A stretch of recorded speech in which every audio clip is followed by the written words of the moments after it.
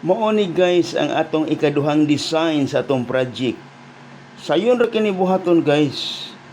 Ako ra sad ang magtudlo niini kabahin sa atong livelihood nga ato kining gibuhatan og project study karon guys.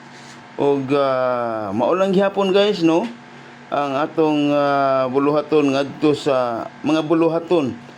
sa mga asawa guys atong miyembro nga way trabaho. Muni guys mga job out.